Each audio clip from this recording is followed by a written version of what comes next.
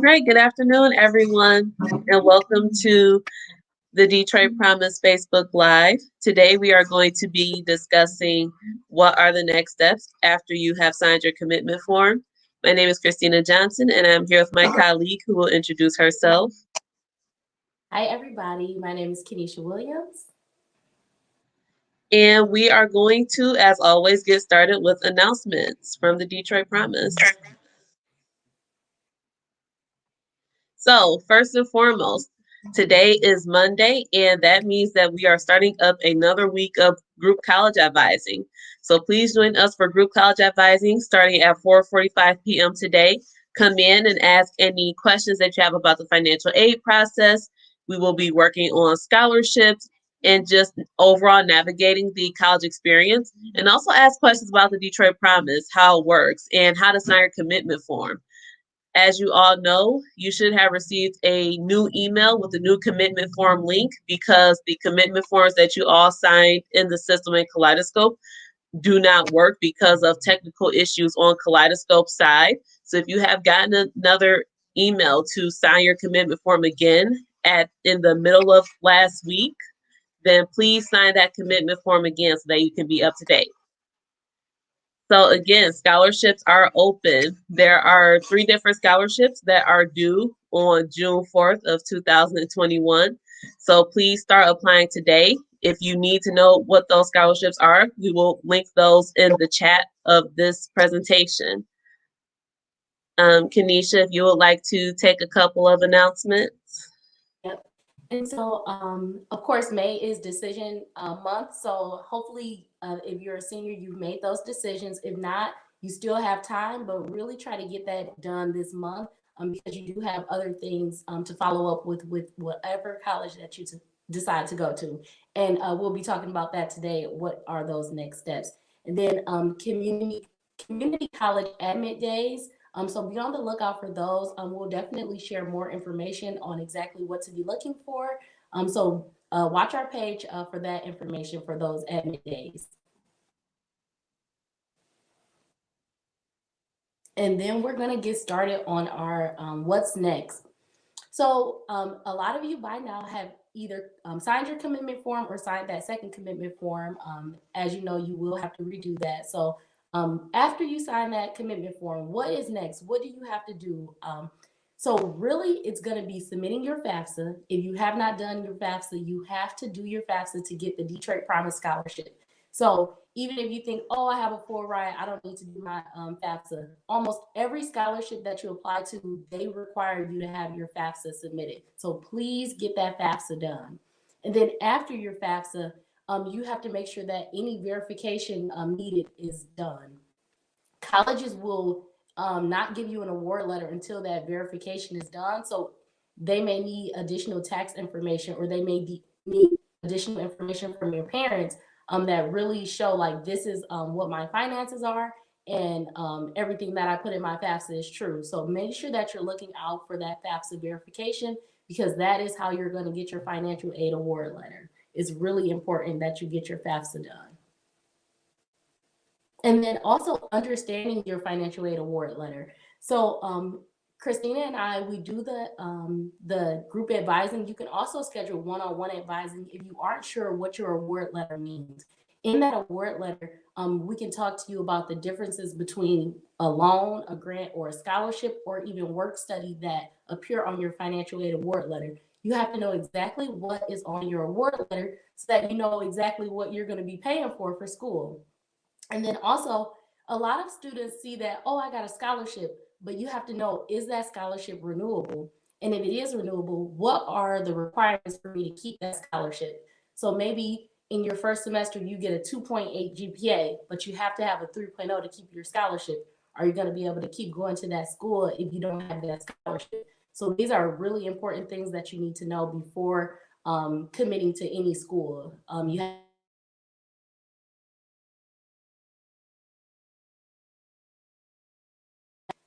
And then also, is there a financial gap?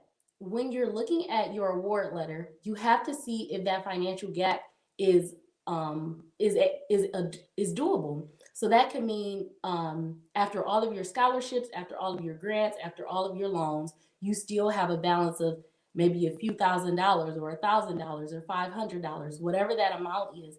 Are you able to pay that, either be put on a payment plan or covered in with additional scholarships?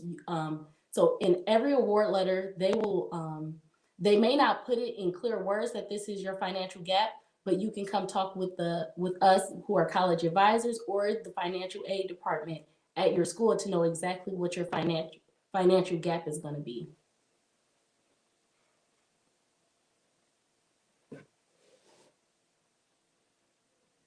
All right. So, Kenesha just detailed many different important steps that you must take to ensure that your financial aid is in proper order as you are transitioning into college. So, if you have any questions or need any follow up on that, then please leave a comment. I see that we do have comments and questions in the comment box, so we will be addressing those during this live session. Or, like she said, come to Group College Advising. Send us an email at info@detroitpromise.com, because any college related questions that you all have, if they go to that inbox, then I will try my best to answer those questions, even if they are not directly related to the Detroit Promise, because I monitor the info at inbox. So please ask any questions that you may have. So our next topic that we are moving on to, after having discussed financial aid and money in college, is that we also just posted the links to the scholarships that are currently open. So if you do see that you have tuition gaps, well, financial aid gaps in what is available to you at the moment, and you want to make sure that you take out as little loans as possible, then please apply for scholarships. Once you start applying for scholarships, you make the odds in your favor the more that you try. So those scholarship links are in the comments. So something else that you all should be aware of when it comes to financial aid in college is to make sure that you place into college level courses. If this is particularly important for students that will be starting off their educational journey at community college. So what happens in community colleges is that they either use your high school transcripts and grades to place you into college level courses, or they have you take what is called the AccuPlacer test, which is a placement test to place students in classes that match their skill level based off of the test. So we do have the link to practice for the AccuPlacer if you do choose to take it. So what we mean by placing into college level courses at a community college level is that when you transition out of high school and go into college, you have to make sure that you are being placed into colleges that actually count towards the credits that you will be earning for your degree. So when you're not placed in a college level course, you're placed in what's called a remedial class. And remedial classes do not count towards the credits that are needed to finish your degree that you are looking to earn at community college. So if you get to your local community college, and let's say you're a student that may have had a lower GPA, like a 1.9 or a 2.0 GPA, then you are a person that will be a good candidate for taking the AccuPlacer, and you want to study for it because you want to do well. So as some more insight into the AccuPlacer is that it is mostly questions that are evaluating your reading comprehension, your writing, and also your math skills. So the math skills are the skills that the educational institution that you're going to has assumed that you have learned since you have been in school from, kindergarten up until your 12th grade year of high school. So when you all look at the test, which we will link a sample test in the comments, you will see some things that are familiar to you. Hopefully the questions that are being asked are not too difficult. However, if you are having trouble with the questions, then just practice or reach out to us for help. We can schedule one-on-one college advising appointments if you would like some help or more insight into going through the AccuPlacer. But just remember, it is important that you place in the college level courses so that your financial aid actually pays out from the beginning for you to earn your degree. And this is particularly directed towards students that are going to community college. So students that are going to four-year universities, you will be placed in a college level course. You may be placed in like Math 101, depending on your math score, Most students have to take a writing seminar their first year of college. So make sure that you are getting in your requirements by speaking with a speaking with a academic advisor, and that you ask what are the requirements for you to earn that you must earn as a freshman. What do they recommend you start to take, so that as you are taking your classes, as you are going through college, you are taking classes that count towards your degree in the colleges that you need to graduate, so that you don't get to, your fourth year of college and you find that you still don't have the credits that you need to graduate. And now you have to go through all types of hoops to find the financial aid resources that you will be needing to finish your education. So please plan out, ask questions to academic advisors, and really utilize the resources on your campus in that way.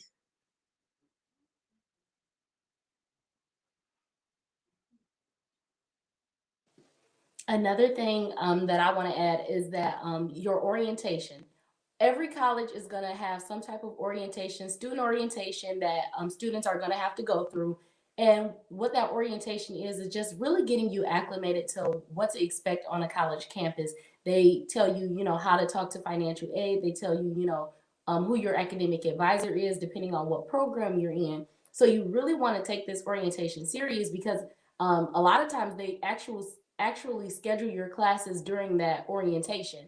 So, and you may be taking your placement test during that. So, when you're signing up for your orientation, it may be online or in person, depending on the school. But you really want to pay attention and really look at what they're telling you, because they tell you how to sign into your student portal. They tell you how to navigate your student portal. They tell you how to navigate campus.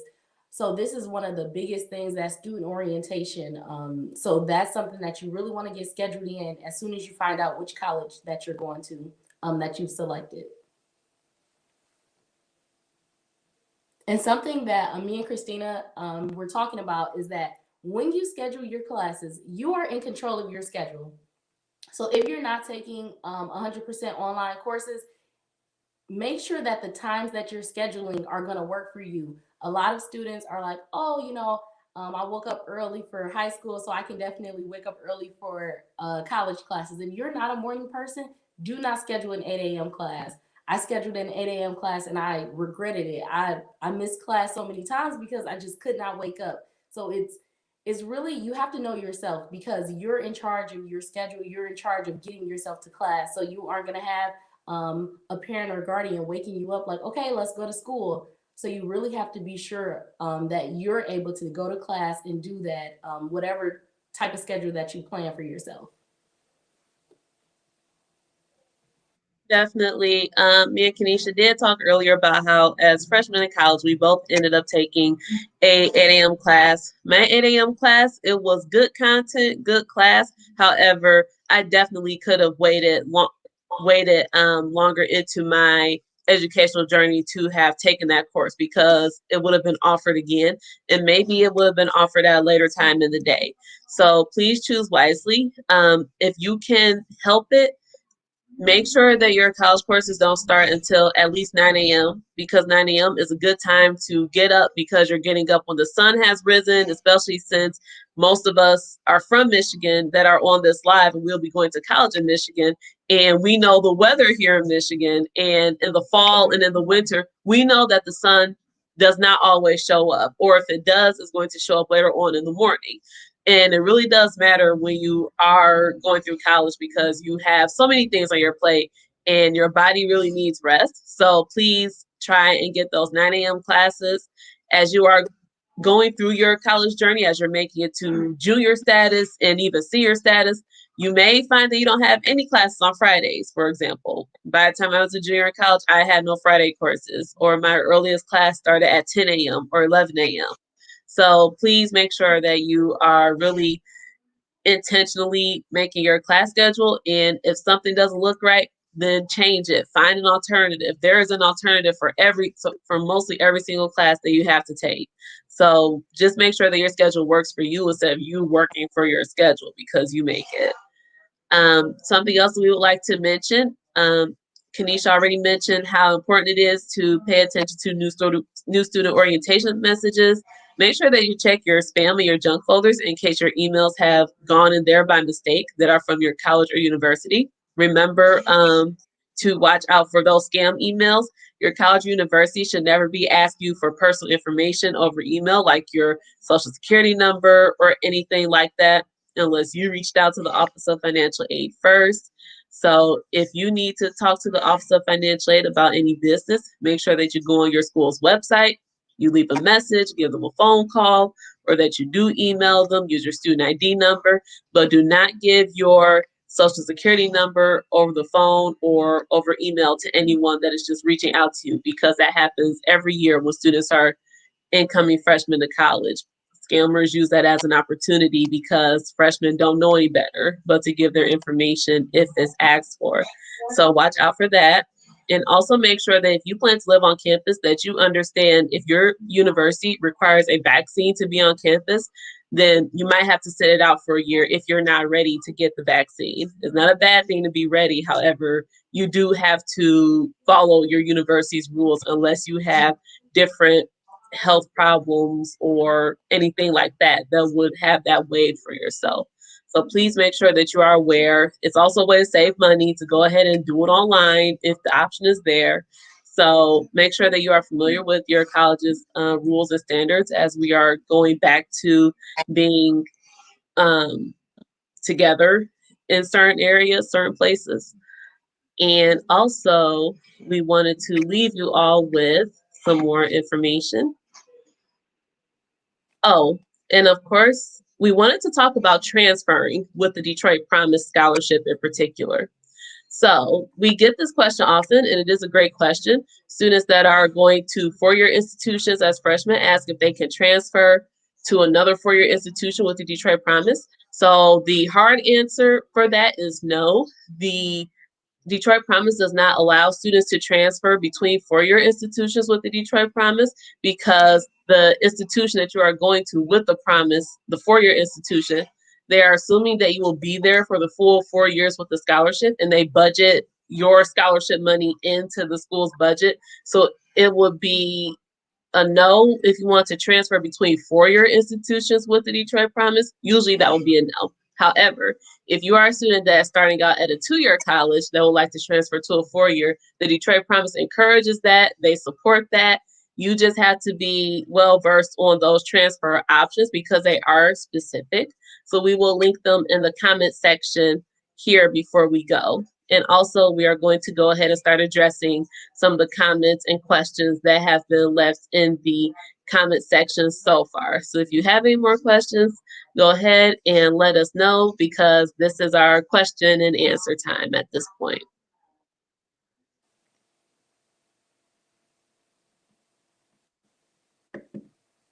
Okay, so list of scholarships. So they have been listed. We have the Men Who Dare Scholarship, the Michigan First Credit Union Scholarship, and the Caleb's Kids Scholarship. Those are all due in the first week of June. So please get started now. Like, look at the applications that you know what's expected. For Michigan First, for example, you have to actually have an bank account with them that is in good standing to apply for the scholarship. So and you also need recommendation letters for a couple of the scholarships. You need your transcript for the scholarships. You need to write an essay for the scholarships. So please get started today if you want to apply. And of course, reach out to us for help. We will help you with your essays. Make sure that you have followed all the rules and requirements for the scholarship. So please get started. And we have another one.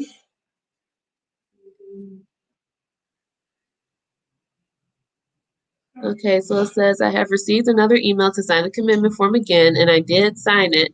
And then I received it again this Tuesday, and I tried signing it again, and after I submitted, it wouldn't go through. So the first commitment form that y'all were sent again was the 2-year commitment form, and then the 4-year commitment form was sent maybe a day or two after.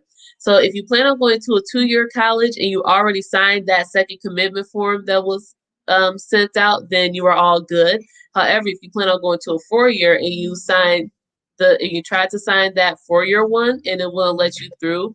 Maybe you didn't meet the 4-year requirements because they're different for 2-year Detroit Promise Scholarship and 4-year Detroit Promise Scholarship.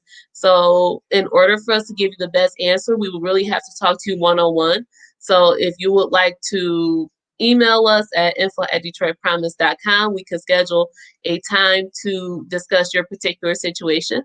However, we do appreciate you coming to join us on Facebook Live and making us aware of the um, question that you have about how to navigate these new commitment forms, because it has been a confusing process for everyone. Okay, so I have another one. I got an email saying that I've completed everything. Does that mean that I have the Detroit Promise, or is there anything else that I have to do?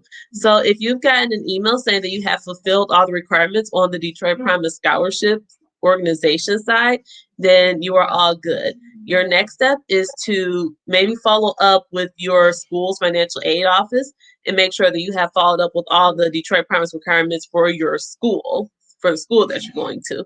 So thank you for following along with the whole Detroit Promise process. We know it's been particularly turbulent this year because of the technical difficulties that we were encountering every step of the way. So we really appreciate everyone hanging in there with us and complying with all of the different, steps that we were throwing out at you.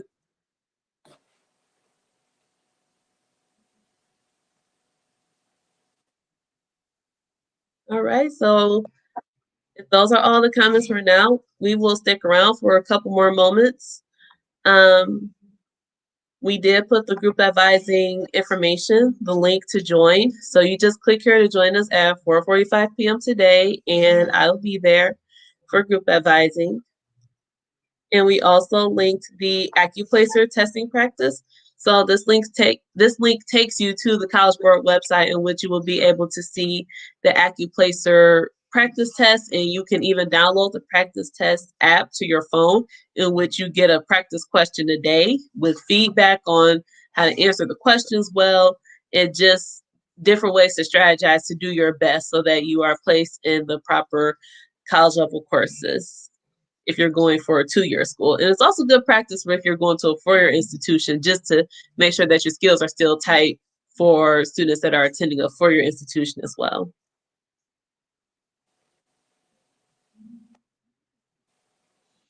So I'm going to put the info@detroitpromise.com email here so that y'all can just copy and paste it and send us questions as needed.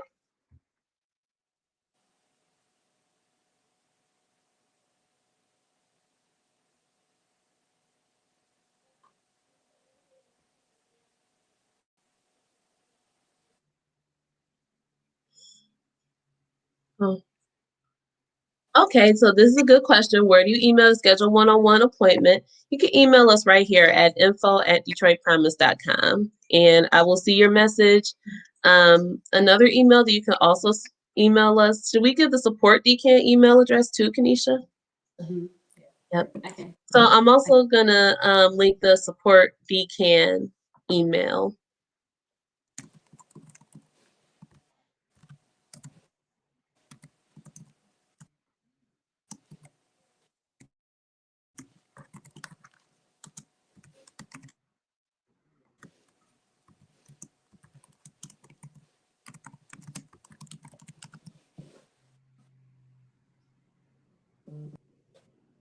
There it is. Thanks, Kanisha. So yep, y'all can email either address, support@detroitcan.org or info@detroitpromise.com, and we will see your messages.